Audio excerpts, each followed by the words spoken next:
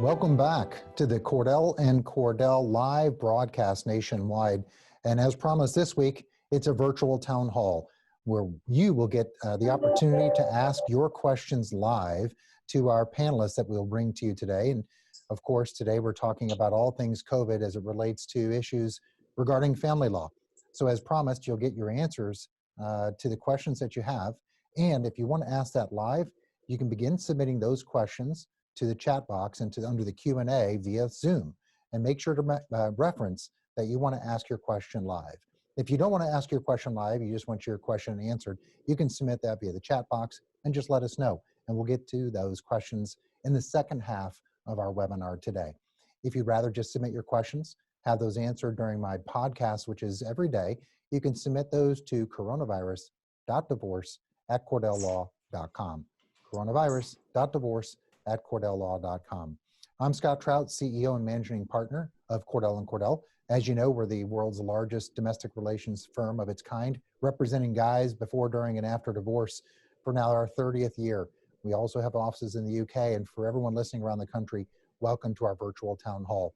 We continue to bring you a group of Cordell & Cordell attorneys from around the country, where we'll give you information on the ground and the latest from each state that we have our panelists today.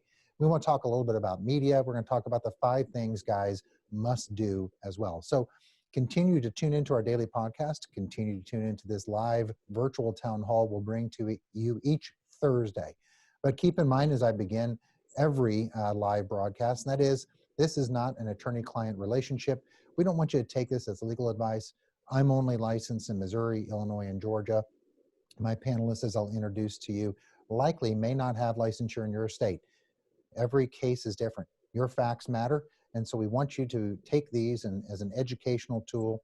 We want you to use this as talking points to seek an attorney. Obviously, if you want a consultation with us at Cordell & Cordell, you can find us on the web at cordellcordell.com, or you can give us a call at 866-DADS-LAW. Obviously, we're able to do telephonic and virtual consultations throughout the country, and where available and where permitted, we can do that in person.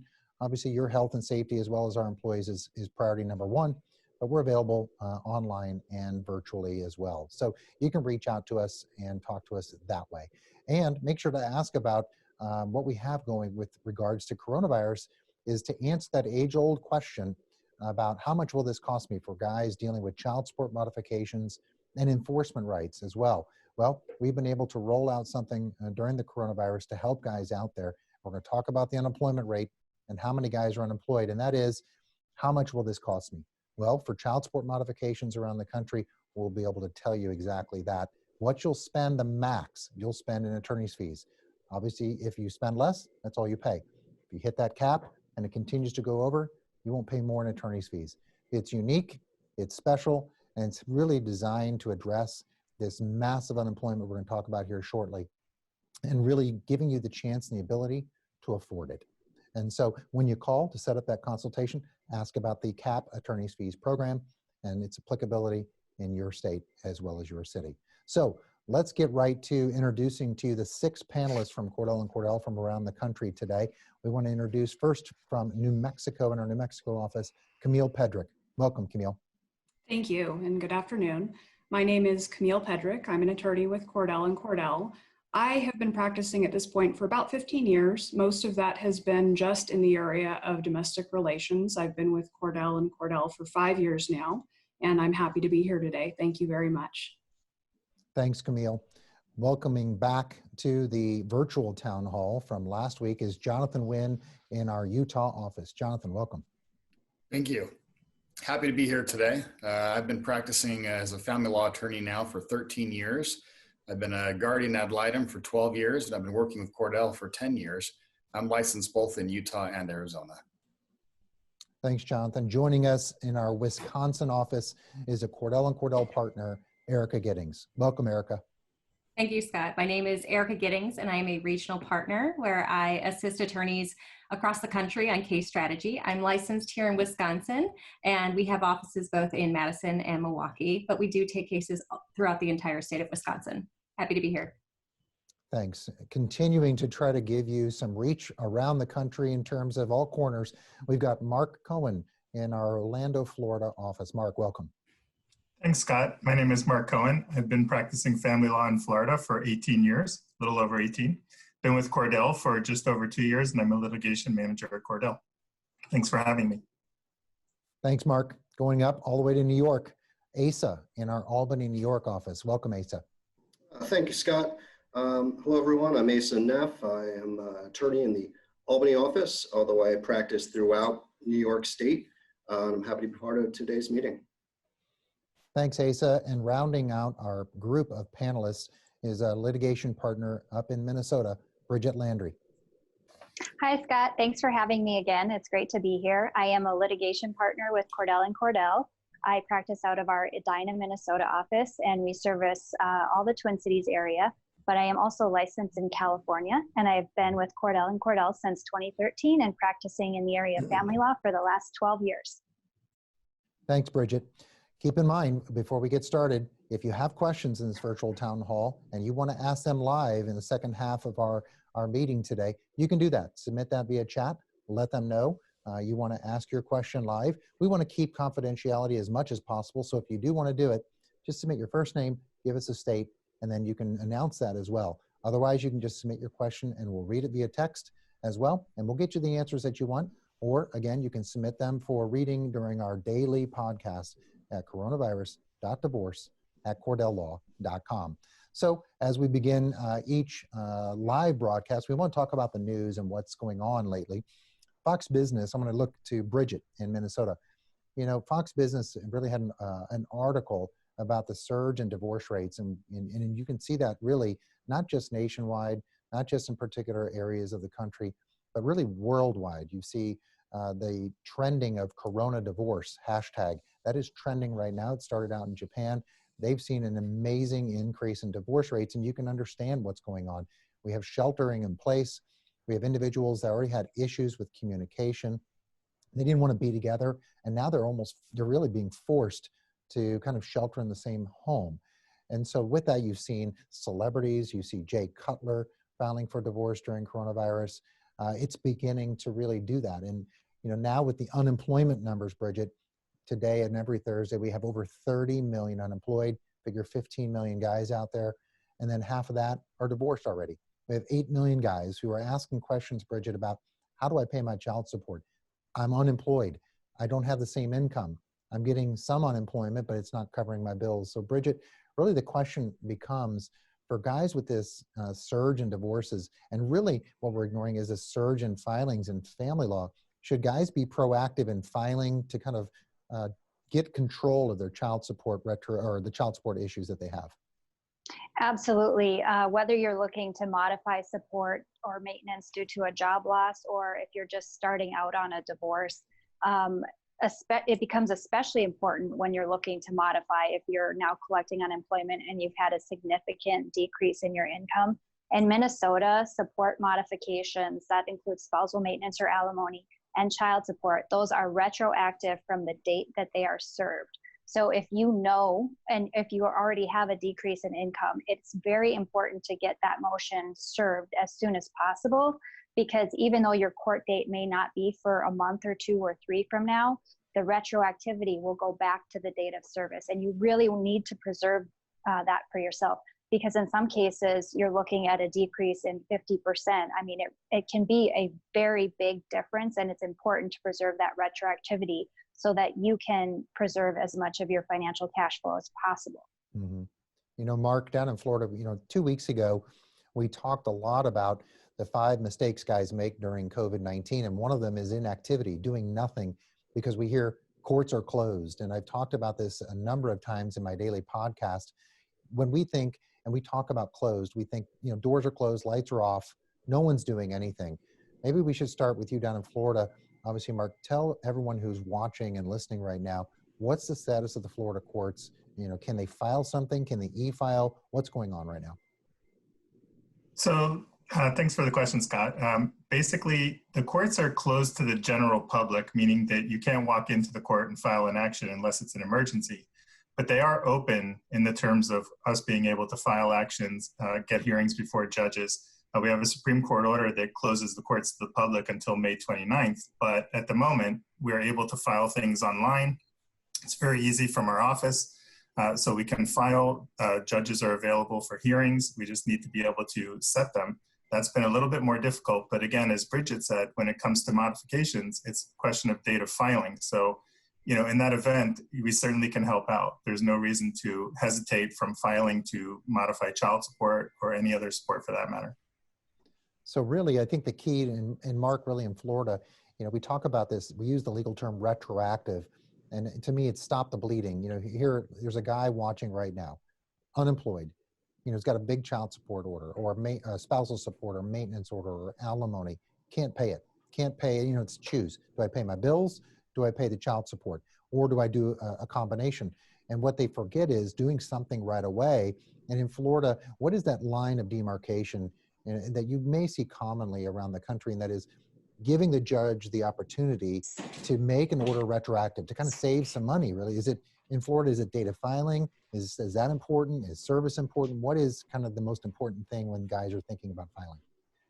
It's the data filing. You need to make sure that the case is actually filed in the court. So until that happens, you're not entitled to any relief. Once you file it, even if you get in front of the judge months later, it's going to go back to that date. Yeah. So that date becomes very important.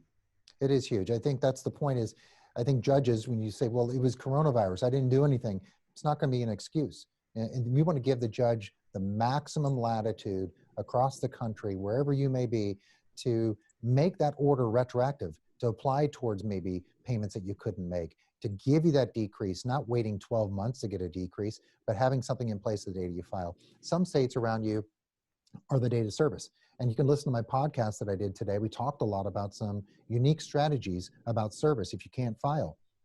Tune into that podcast as well. But let's turn to a New York Post article that really is not surprising. Talks a lot about infidelity during coronavirus and seeing the surges of that. It was really an Ashley Madison statistic. Asa, up in New York, I guess the question is, when we think about affairs, we think about infidelity, does it really matter in New York for guys that are listening or watching right now? Does it matter to them if they can find information against their spouse on infidelity? You know, that's a great question, Scott. New York, like many states, is considered no fault, which means you don't have to show that somebody had an affair in order to get a divorce. But it's certainly taken into consideration for a lot of purposes. If there's issues of custody in a case, a judge is going to look at your behavior and make a decision about whether or not that should impact the time you're going to be able to have with your children. So you have to be very careful with those things and make good choices. Also, it can have a financial impact. Certainly if you're spending money on an extramarital affair and that's found out, a judge can order that money come back in and have to be redistributed, repaid to the marital estate before it's distributed. And again, that's just more bad behavior that the court can consider for other purposes. So really, people have to be aware that even if you're in a no-fault state, and it's not going to be the basis for a divorce, it's going to be considered for a lot of purposes, and you really do have to make good choices. And if you don't make good choices, you got to go talk to your attorney about it right away, because the earlier we know about these things, the more we can do to try to mitigate any damage that might happen. Yeah, that's a good point, Asa. You know, really, Camille, there was an article last week that talked about, the plethora of information that's out there. We have the shelter in place. Before this started, perhaps there was some infidelity going on, or perhaps their marriage was just completely destroyed. They're still not divorced. They were engaging in other relationships. Naturally, understood. But the point is that they're creating this enormous amount of potential evidence out there. So Camille, should guys be thinking about talking to their attorney first before they start snooping around, trying to discover, misconduct by their wife? Right, absolutely. I mean, there are some states, and New Mexico is not one of them, but there are some states where adultery or infidelity does matter. But even if it does in your particular case, you want to at least consult with and potentially retain an attorney to discuss that. The reason that that's so important is that in some of these circumstances, we might speak to somebody who believes that they will become their own investigator. They will figure all this information out and it will be useful. And in some instances, it might be useful. The problem, though, is that in some states, things like key logging software or tracking devices can be illegal or might make the information inadmissible in court. So it's essential that if you are in this circumstance, that you talk to somebody about it before you go down that rabbit hole. Number one, it might not be important anyway for your case. But number two, if it is important, you want to make sure that that information is obtained in an appropriate way. Yeah. You know, if we talk about this surge of really misconduct and, you know, in terms of sheltering in place, you know, Jonathan, there was an article a couple of weeks ago. We covered it here during the live webinar where the doctor in Florida, the ER doc, lost custody. That seems to be making headlines, particularly moms out there, which is really interesting. Out of the Daily Mail, there was one recently where they said, heartbroken doctor. They want to play on the fact that we get first responders. Totally understand, but we want to get down to the facts. And the point is, this doctor, again, was being refused custody by dad. And the question becomes, I've always said, we want to see equal opportunity outrage. And have you seen any articles out there about dads losing custody with, you know, unrelated to being a doctor, but just simply because of COVID? Have you seen anything out there about that? You know, these kind of cases are popping up all over the world. People losing custody or using this virus as an excuse to withhold the children from the other parent. This is now the second case we've read about in Florida with very similar fact patterns of a mother who's a doctor being withheld her children. I was actually curious, and as soon as I read that article, I did a search just to see if I could find anything on dads. My presumption is there's just as many dads that are doctors as there are mothers that are doctors. I didn't find one case in the media talking about a dad losing his custody. Yeah, it is. You know, I know it's out there. We all know it's out there. If you read the comments in this article, there are dads that comment on the Daily Mail article that, hey, I'm not getting to see my kids. I'm not a doctor. My wife's not a doctor. It's just COVID is an excuse. We know you're out there. The point is, ignore that it's, you know, it's a doctor. That is, to me, albeit it may be important for a judge to consider the exposure to COVID-19, the media is playing it up as how dare you take, you know, custody away from a mom. It's the, you know, unconscious stereotype that we've continued to see for years. Now it's even magnified during COVID. So Erica, really, I guess the takeaway I want to know from you, particularly this dad, let's really ask, you know, what do you think? Should guys be really careful about denying custody to moms in this time? We don't want to get caught in a situation afterwards or even with an enforcement action. Absolutely. The first thing we all have to remember is that a court order is a court order. And the steps that you are taking right now are going to be under a microscope. The judge is going to be criticizing and looking critically at every step you took along the way. So I want to give three tips for individuals who might be in this situation. The first thing you need to do is have a written communication to the other person expressing your concerns. I want you to keep in mind that anything that you write could be an exhibit. So you need to watch your tone, make sure your intentions are clear, and make sure that you're not being accusatory or assuming blame that the person, you know, you don't want to infer that they're wanting to put the child's health at risk, right? So you want to make sure your tone is clear and you're expressing your concern to the other person in writing. The second thing I want you to do is document what you are doing to make sure that you are following all of the governor's orders for your state and making sure that you're following all the social distancing requirements. And also, I want you to document any information that you may have and evidence that you may have that the other person is not following the isolation orders or the social distancing orders. So make sure that you have something that you can bring to your attorney. And then lastly, before you decide to withhold placement, contact your attorney. In Wisconsin, we have this statute, it's a motion to enforce placement. And if you withhold the children and the court finds that it was intentional and unreasonable, you could be subjected to paying the other side's attorney's fees.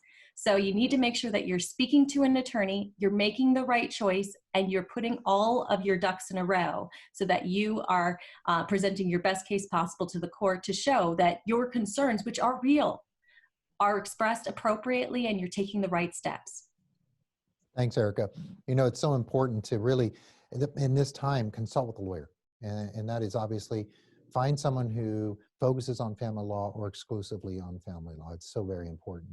So remember, if you want in this town hall, if you want your questions answered, go ahead and submit those in the chat box. And if you want to do it live, if you want to ask it yourself, let them know. Otherwise, you can submit a question via the chat box and we'll ask it and answer it for you today from our group of panelists.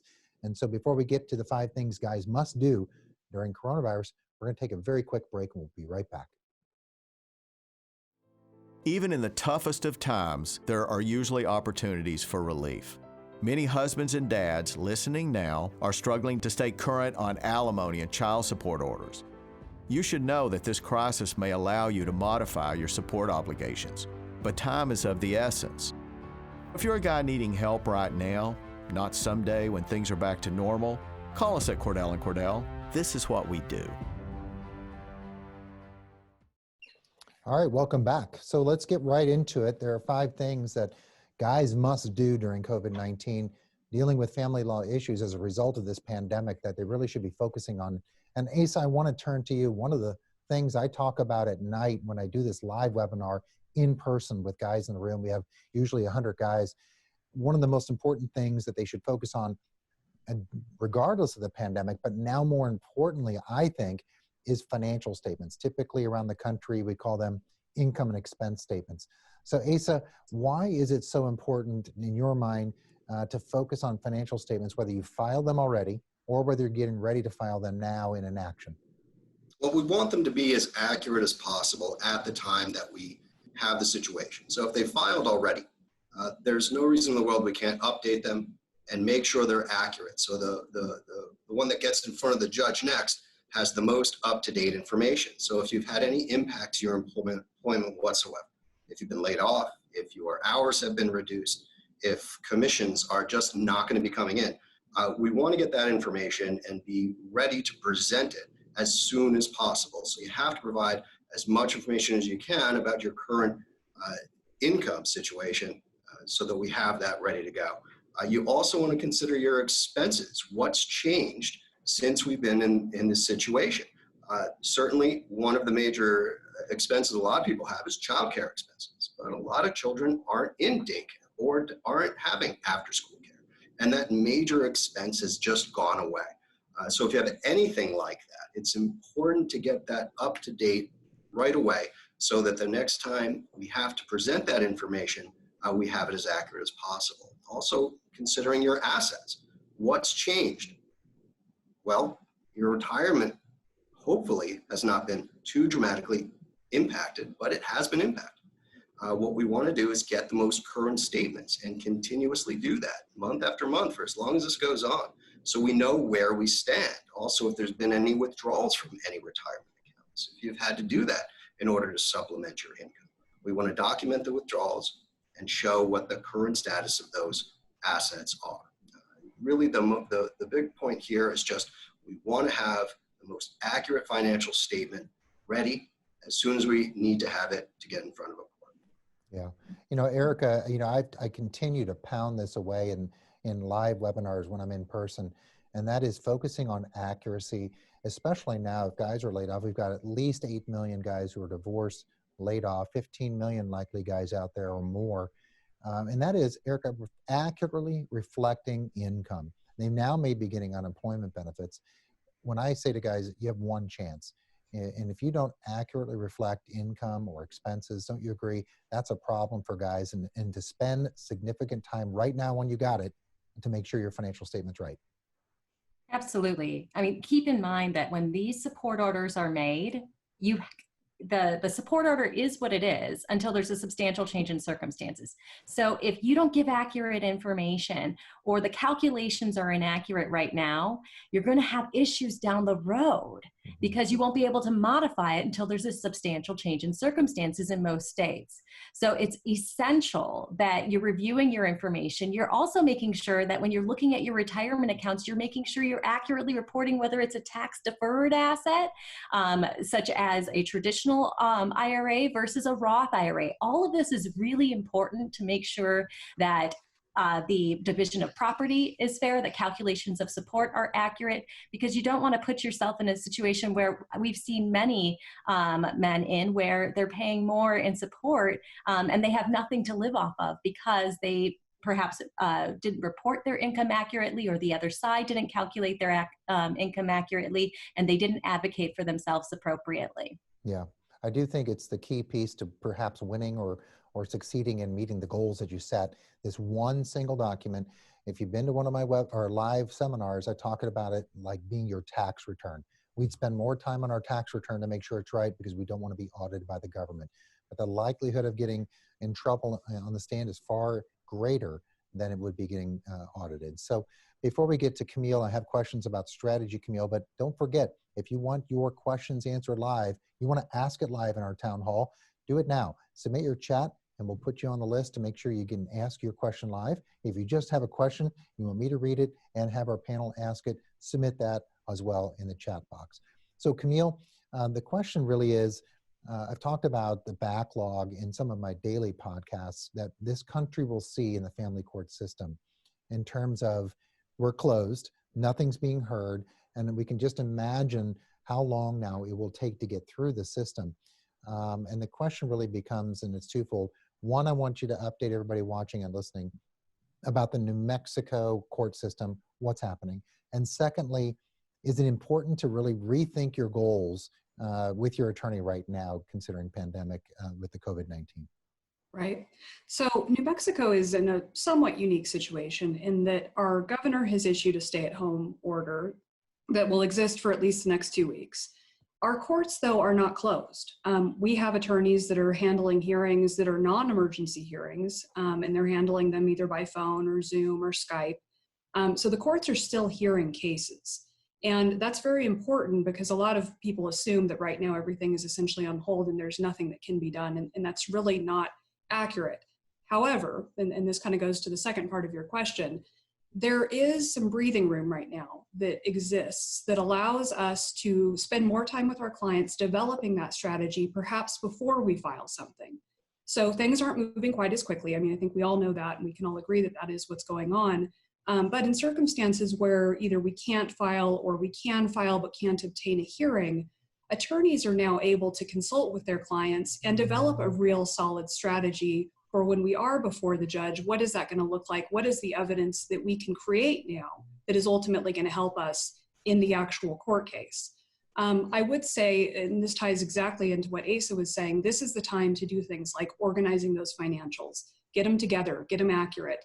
This is the time when we can help our clients develop documentation to establish a status quo with regard to custody. What is actually happening within the house? Are you attending the parent-teacher conferences by phone? Are you attending doctor's appointments with your child? These are things that we can establish now during these weeks while we're essentially waiting for potentially a hearing. The third thing that we can definitely do right now is advise our clients, just like Erica was saying, how are you communicating with the opposing party? How are you going to text with your wife or ex-wife? What is that going to look like? These are the things that we're really able to get involved with our clients on now to help them in their cases when they do ultimately get set, when we do have hearings.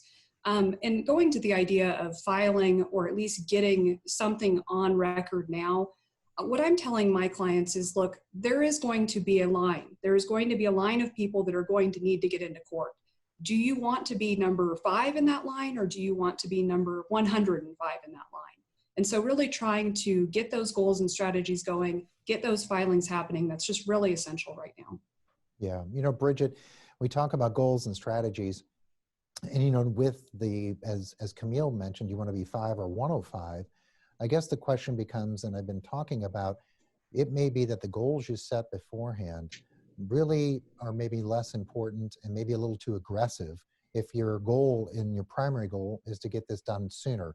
So don't you think that guys should be really thinking about reassessing what's more important, expediency, or maybe back off a little bit on some of the aggressive goals and try to reach something a little bit less aggressive? Sure. I think it, you know, every case is different, so it kind of depends on what the issues are in the case. For example, Minnesota courts are not closed either.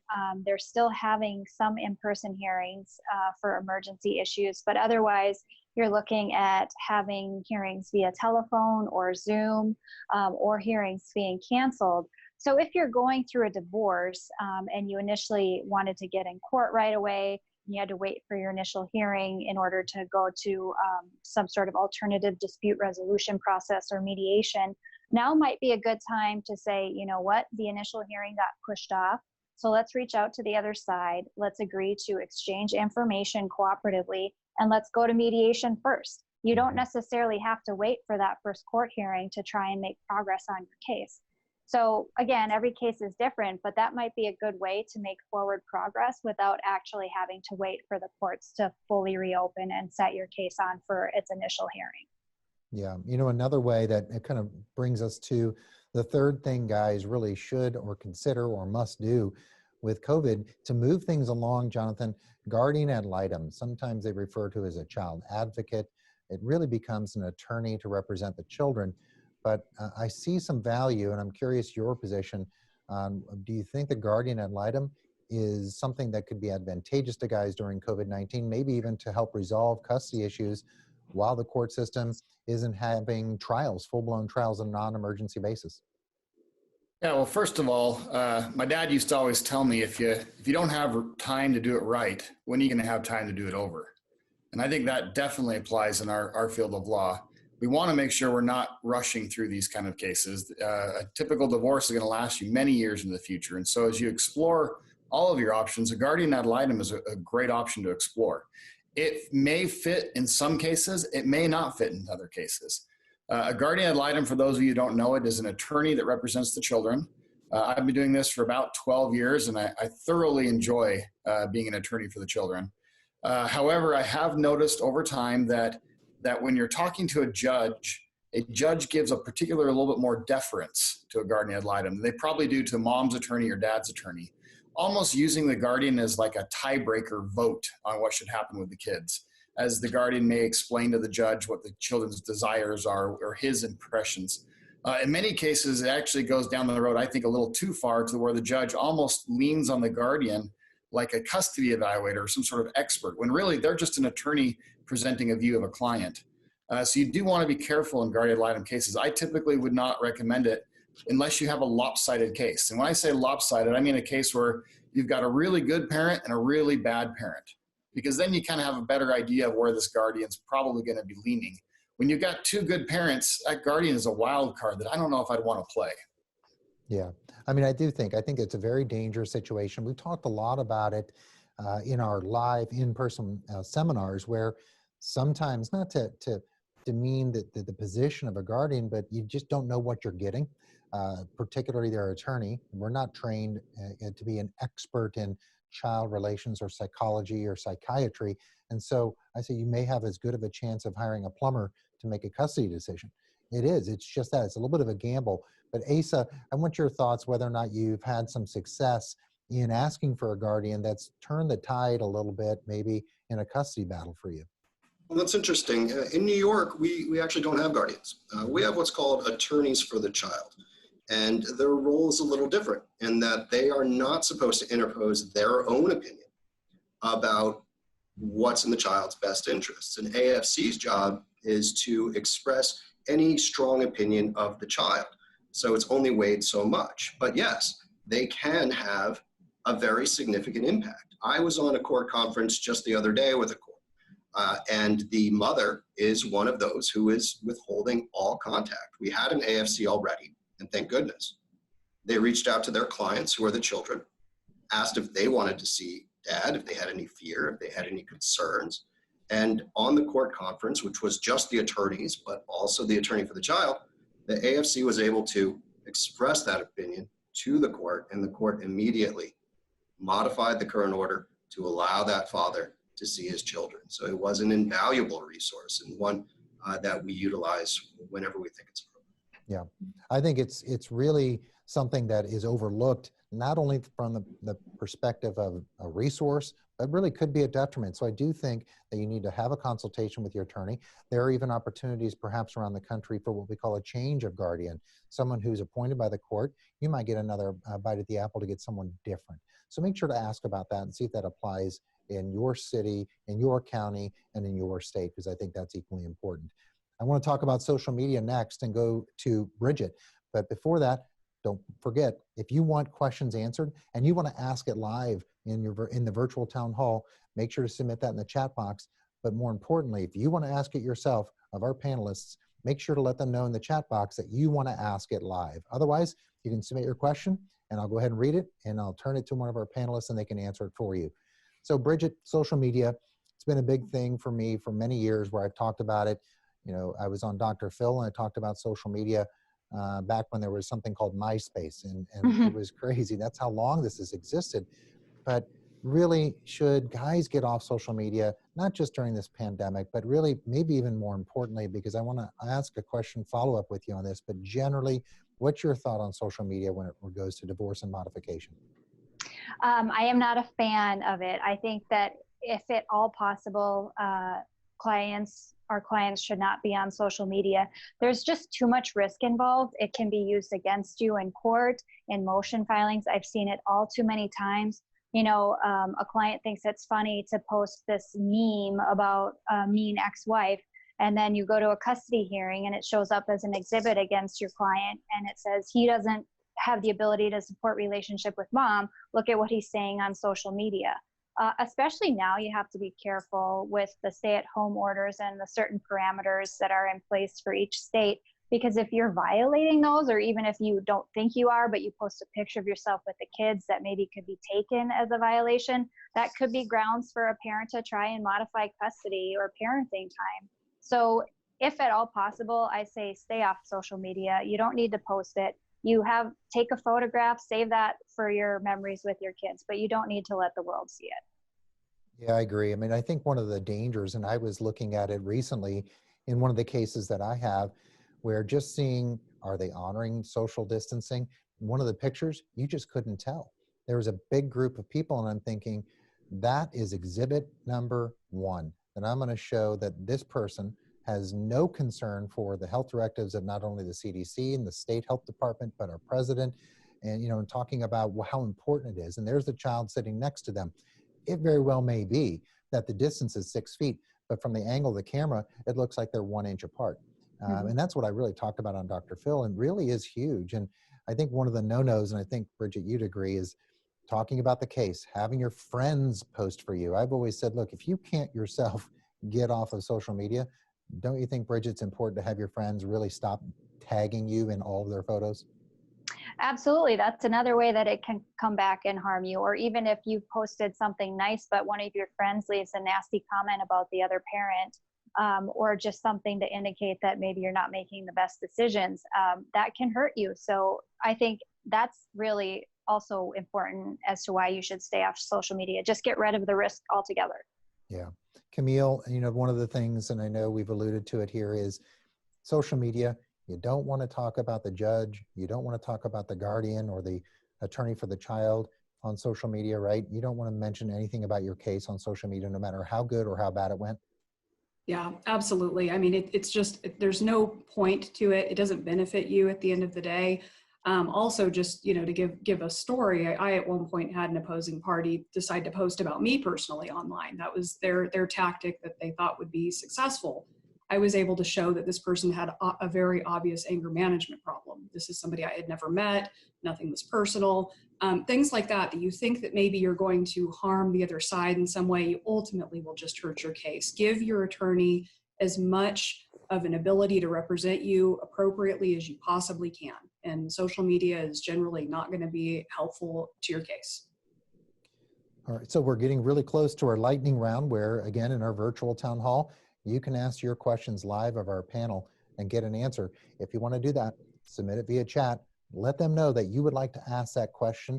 They'll make sure they can unmute you when it's time. We'll call you by name, just first name. Remember first name, and if you want to list state, that's even better. That way we know. And if we have one of our panel members from your state, we'll let them answer it and try to give you as good of information as possible. But we'll go ahead and do that. If not, submit the chat and we'll read it for you. Let's turn to really something that is coming up, and I'm seeing it more and more. And there was an article out of the New York Times about 3 weeks ago that talked about it. And I think every guy here watching and listening can probably relate. And that is trying to put the right provisions in any settlement agreement, and including something we'll talk about, what I'm referring to as pandemic provisions. And I want to get to that at the end of this, but really I want to turn to you, Erica. what do you see maybe is important for guys to be thinking about as they're wanting to try to push this case along, they're wanting to try to resolve their case? What should be addressed in a settlement agreement when they're thinking about it right now? That's where it's so important that you have an attorney drafting.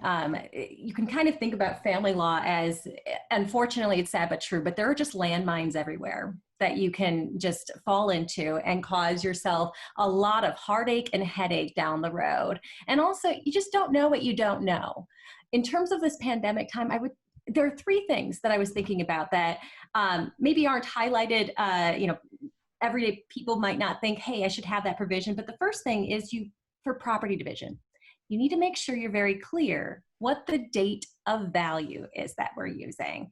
Values, everybody's looking at their retirement accounts right now, and we're all a little scared, right? And so if you decided to use a value from January 31st, that's a very different value potentially that we're seeing today. So if you had an account that say had $50,000 in it, and the agreement was that you had to pay the other side $50,000, now that account might be worth $40,000. And so the $10,000 is now just gone, and you're having to eat it. So the first thing you want to make sure you're doing is being very clear as to what date you're using for value of assets. And then you also need to be clear about market gains and losses. So if the account goes up between the time when you have the final hearing and when the order is actually processed, or if it goes down, you need to make sure that not just one person is assuming the responsibility for that fluctuation unless that is agreed upon. The second thing is tax deductions. The stimulus checks that went out were a huge relief to a lot of families, but the specific provisions as to how that's going to be impacting future tax filings is important. So it may be that it impacts your tax filing down the road, but it was actually the other side who received the funds. So that's a provision that needs to be addressed, and it's something that you need to talk to your lawyer about and your accountant to find out, okay, we received these funds, who's going to be impacted by it in the future? Is it me or is it the other person? And so make sure that's considered.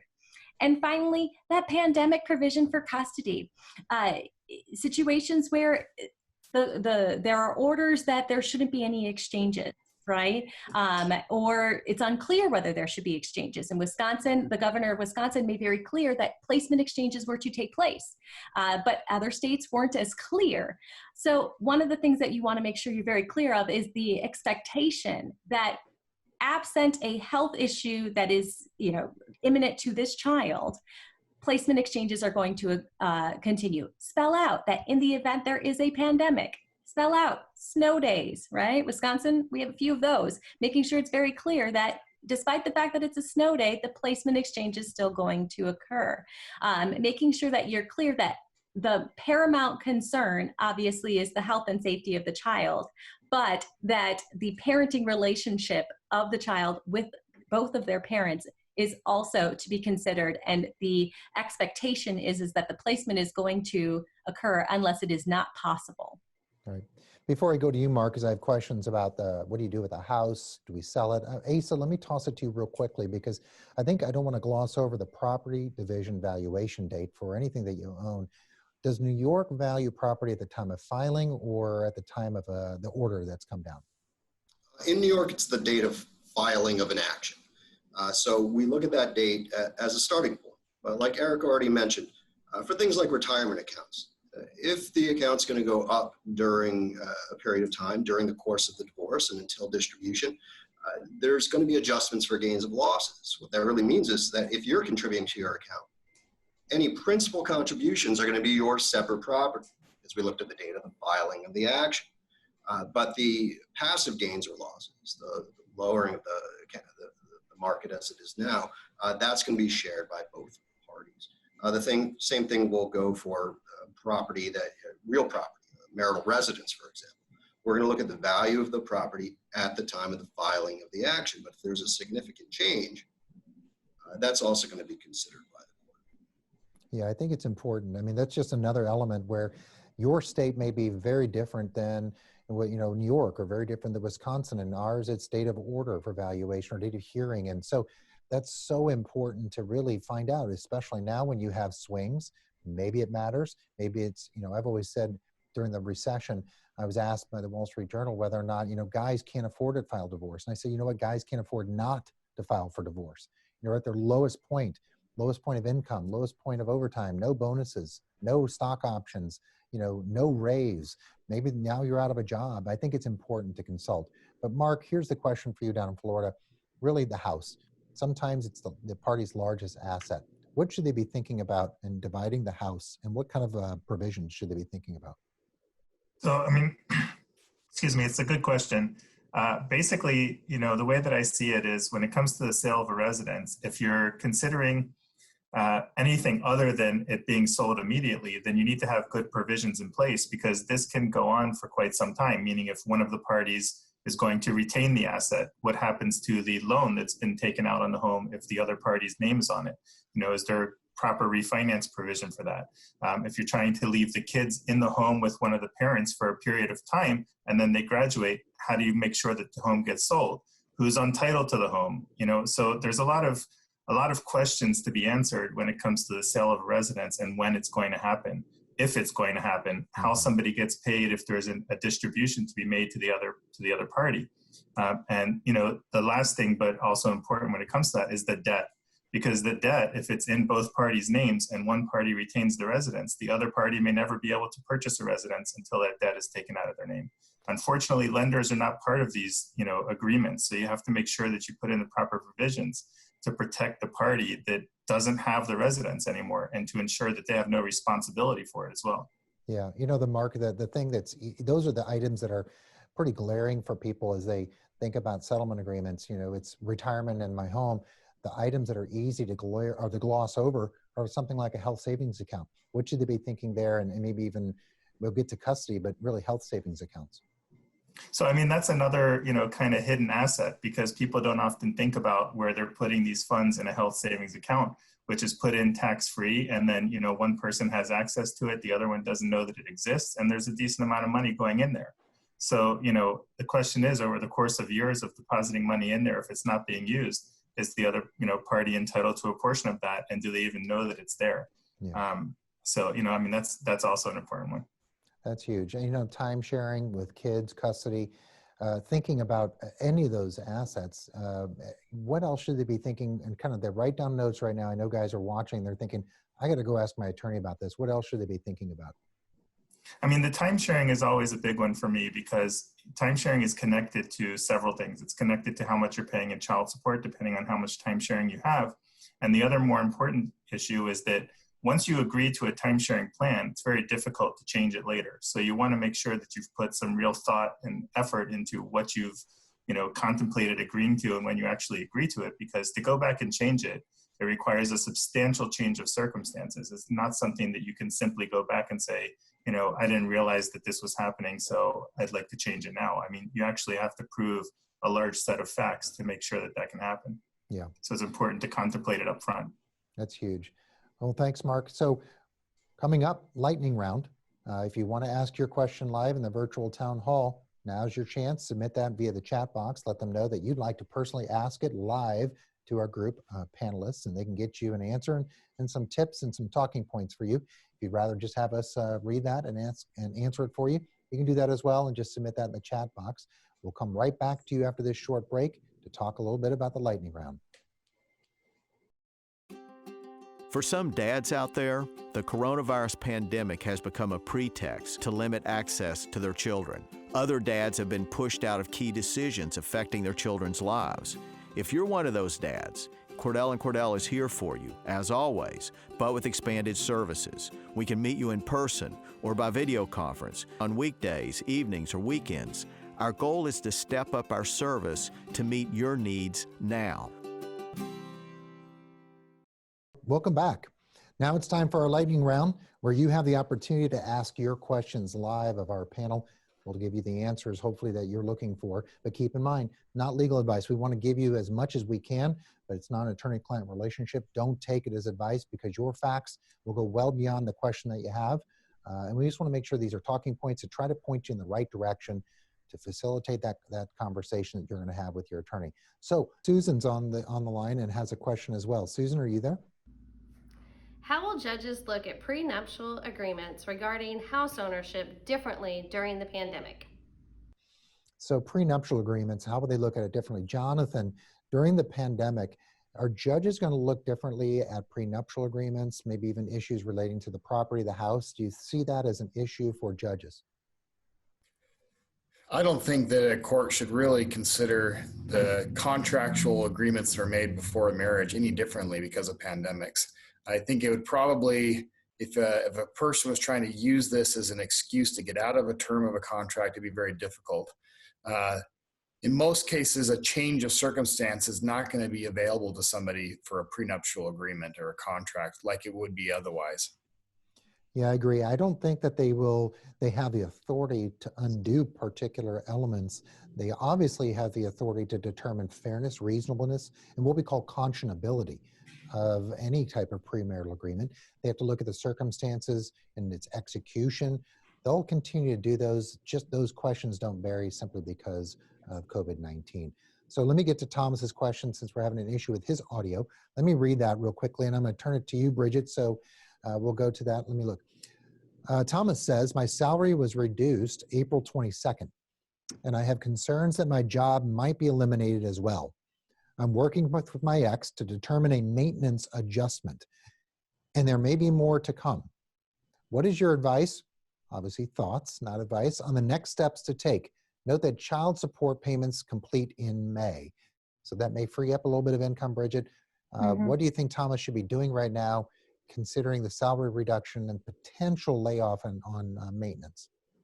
Well, I think it's helpful that his ex-wife is willing to work with him, but just in case negotiations fall through, he should still serve and or file a motion in court just to preserve the retroactivity in case they're not able to reach an agreement. In the state of Minnesota, it's retroactive to the date of service, but in other states, it may be retroactive to the date of filing. So that can be done just in case things fall apart. It will still preserve the retroactivity of the modification.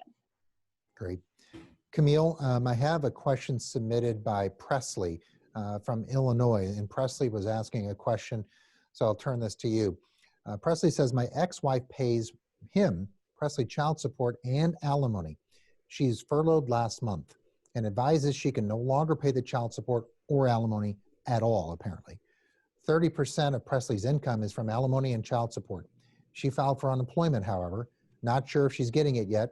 What are his options? I'm sure she's getting the alimony or getting the unemployment probably and the extra COVID payment. So what should Presley be doing right now?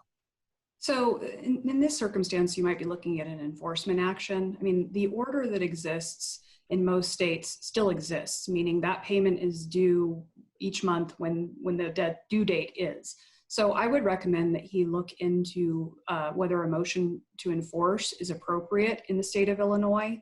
Understand that this might then trigger some form of modification. There might be a cause of action then for a reduced payment on his wife's behalf. But in looking at it, I mean, that is the only mechanism to ensure that some payments are made as we go along. Yeah. Let me jump this real quickly because it's an interesting topic. Asa, what do you think? Is it possible, and I don't know what New York provides, for the recipient of support to send out perhaps a garnishment to the unemployment division to start attaching that order to some of that unemployment comp to get Presley some of that money? Absolutely. It would have to go to a court first. If the judge makes a ruling that somebody's in arrears and this money is owed, then there's a variety of ways that they can go about collection. So that's definitely an avenue that's available for you. Good. Ace, I'm going to come right back to you. From Daniel has a question. Very similarly and related to the doctor in Florida, is there any possibility to secure temporary custody because my wife is living with a man in the medical profession? So Daniel wants to know. Of course it's possible, but you've got to go about it the right way. First and foremost, I think was mentioned already by Erica, you've got to document that request. You've got to express your concerns, and then you've got to file something right away. No matter where you are, there's a way to get into the court. And if it's an emergency situation, the courts are there to help you. So if you have a legitimate fear, if there's somebody there and you know or have good reason to believe that they've been exposed to the virus, and you feel like it's in your children's best interest and you need to protect them, then it can be done, but you've got to go about it the right way or it's going to backfire. And you don't want to be the one who's withholding for no good reason, because the courts are going to come back hard on you as well. Yeah. Let me go to Erica. Lisa from Denver has a question live for you. Hi, question. So I just received my stimulus check in my bank account. One, what are the rules surrounding that? And two, is my ex entitled to any of those funds? So Erica, just make sure you got it. Stimulus check in the bank account. Who's entitled to what? What's going on for Lisa? So this is an unprecedented situation, right? And currently there is no order that I'm seeing when people are receiving the funds as to who the funds are automatically allocated to. Now, there are some individuals who are seeking a court order prior, right? They're getting an order either prior to the stimulus funds getting there, or they're filing an order, a request for an order shortly thereafter, asking the court to either have those funds held in trust or have them allocated accordingly. Now, if you received the funds, it was based off of your tax return. So absent a court order, you're gonna wanna make sure that you are having a common sense approach to it, right? Talking to your accountant and finding out, okay, what does this really mean to me? Is this essentially just my tax refund that I'm going to get in the future and I'm just getting it now, right? Or finding out, okay, is this really something that my ex might be responsible for paying in the future, depending on how you filed and how you will file and claim your children in the future. So the first thing I want you to do is contact your accountant to find out what it means to you and how the stimulus funds will be treated in the future. Then you have to look at your court order and make sure there's not a provision that specifically states how additional income might be allocated. For example, there might be an order that any additional funds that somebody receives over a certain amount has to be held in trust. But absent a court order, I would just make sure that when you use the funds, document the use of the funds and make sure that they are, if it's funds for the child, making sure that you're focusing on using those funds for the benefit of the child so that you can present to the court, yes, you received the funds, but you use them for the intended purposes. Yeah. Mark, got an anonymous question. Divorce is final. They moved together to another state so they could, this person could be closer to the children. This person is looking to purchase a home in the future, maybe closer to the kids.